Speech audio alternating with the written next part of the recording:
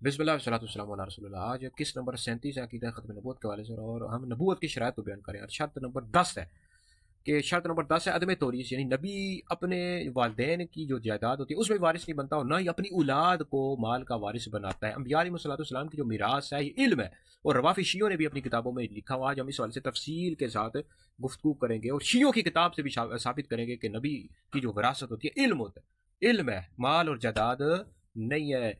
और इस हवाले से बुखारी शरीफ में हदीस मौजूद है, मुस्लिम शरीफ में हदीस मौजूद है। नबी करीम अलैहि सलाम ने फरमाया अना माशरुल अंबिया ला नूरिसु मा तरकनहु सदका। ये मुस्लिम शरीफ में हदीस मौजूद है, और बुखारी में नहनु के अल्फाज मौजूद हैं कि हम अंबिया का ग्रोह ना किसी के माल में वारिस बनते हैं, ना हम किसी को माल का वारिस बनाते हैं। तो नबूवत सबसे बड़ा मनसब है।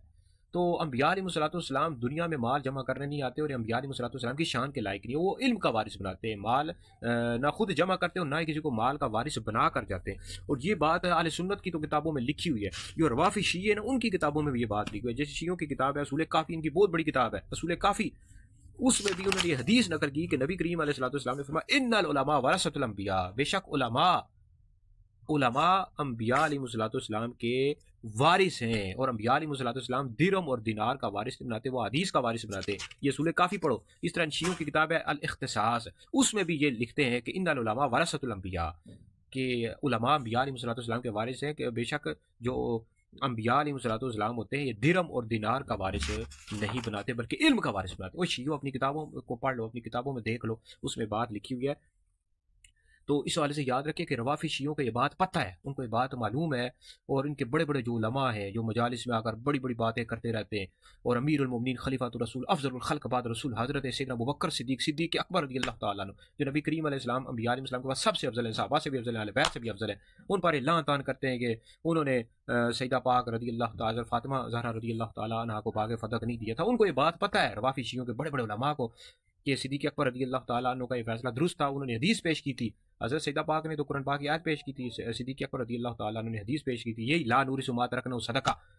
तो हदीस पेश की थी, इनको ये बातें पता है, हक इनको पता है कि सिद्दीक अकबर रज़ियल्लाहु तआला अन्हु का फैसला दुरुस्त था। लेकिन ये अपने आप को पता है बातिल जो मज़हब है रवाफी शियों का, उसको चलाने के लिए हज़रत सिद्दीक अकबर रज़ियल्लाहु तआला अन्हु पर लान तान करते रहते हैं कि देखो जी उन्होंने विरासत से हिस्सा नहीं दिया तो माज़अल्लाह जुल्म किया, तो उनको गाली गलौज करते हैं, बुरा भला कहते हैं।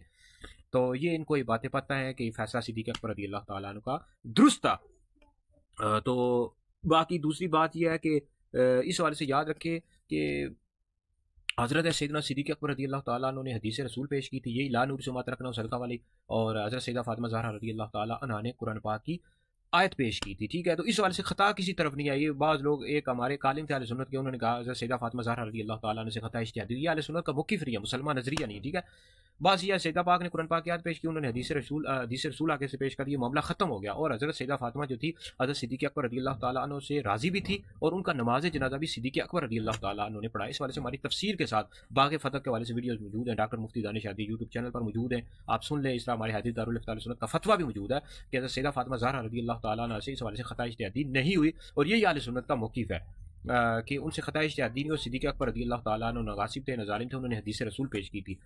तो इस वाले से हमारी तफसील के साथ वीडियोस मौजूद है। बहरहाल ये रवाफी शियों को सारी बातें पता है, बस वो अपने मसलों को, अपने बातिल मजहब को चलाने के लिए ना हज़रत सिद्दीक़ अकबर पर लान तान करते हैं। देखो जी नबी की बेटी को उन्होंने हिस्सा नहीं दिया जायदाद में। ओ अंबिया अलैहिस्सलाम की जो विरासत होती है इल्म होती है। रवाफी शियो अपनी किताबें तो पढ़ लो, सुलह काफ़ी पढ़ो, अल इख्तिसास पढ़ो, दीगर किताबें पढ़ो, और अहले सुन्नत के मुफस्सिरीन ने तो लिखा है इस पर अहले सुन्नत का के हवाले से। ये जो सूरह नम्ल की आयत है ववारिस सुलेमान, ये वाली जो आयत है, अब इसके तहत आप रूहुल बयान पढ़ो, तफसीर बगवी पढ़ो कि हज़रत सुलेमान अलैहिस्सलाम हज़रत दाऊद अलैहिस्सलाम के वारिस हुए किस लिहाज से, नबूवत और इल्म के, नबूवत के और इल्म के, माल के लिहाज से नहीं।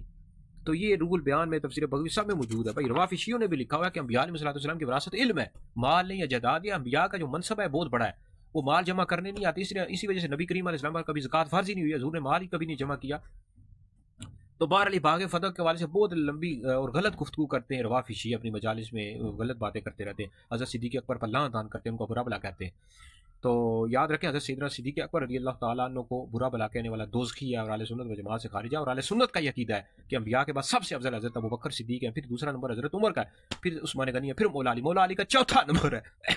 और जो बंदा मौला अली को हज़रत अबू बकर सिद्दीक़, हज़रत उमर से अफजल कहता है, ऐसा बंदा गुमराह बद्दीन है और अहले सुन्नत व जमात से खारिज है।